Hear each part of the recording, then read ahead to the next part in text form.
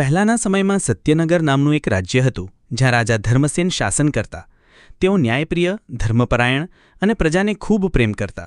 તેમની સાથે તેમના મહારાજ ગુરુ વેદવિદ પણ સદા રહેતા, જે તેમને ધર્મના માર્ગે ચાલવા માટે માર્ગદર્શન આપતા. એક દિવસ પડોશી રાજ્યના રાજા અમરવિક્રમે સત્યનગર પર આક્રમણ કર્યું. રાજા ધર્મસેન સૈન્ય સર્જકોથી મળી યુદ્ધની તૈયારી કરવા લાગ્યા, પરંતુ ગુરુ વેદવિદે કહ્યું, રાજન, શાસ્ત્ર કહે છે કે ધર્મે અનધર્મનો નાશ કરવો જોઈએ, પણ યુદ્ધ પહેલાં શાંતિનો માર્ગ શોધવો વધુ ઉત્તમ છે. ધર્મસેન થોડા સમય વિચારમાં પડ્યા. રાજકીય સલાહકારો યુદ્ધ માટે દબાવ કરતા હતા, પણ ગુરુ શાંતિના પ્રયાસો માટે. અંતે રાજા ધર્મસેને પુત્ર રાજકુમાર અજયને ગુરુ સાથે શાંતિ સંદેશ લઈને અમરવિક્રમના દરબારમાં મોકલ્યો. અજયે ત્યાં ધૈર્યપૂર્વક ધર્મ, ન્યાય અને શાંતિની વાત રાખી. અમરવિક્રમ પહેલે તો હસી પડ્યો, પણ અજયના વચનોમાં એવો જ્ઞાની, અહંકાર વિના મૂલ્ય ધર્મ જણાયો કે અંતે શાંતિ માટે માની ગયો. યુદ્ધ ટળી ગયું, સત્યનગર બચી ગયું. ધર્મ અને રાજપાઠે સાથે મળીને પ્રજાને શાંતિ આપી.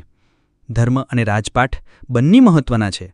જો રાજપાઠમાં ધર્મ ન હોય તો તે જુલ્મ બને, અને જો ધર્મમાં પ્રજાહિત ન હોય તો તે માત્ર ઉપદેશ બને.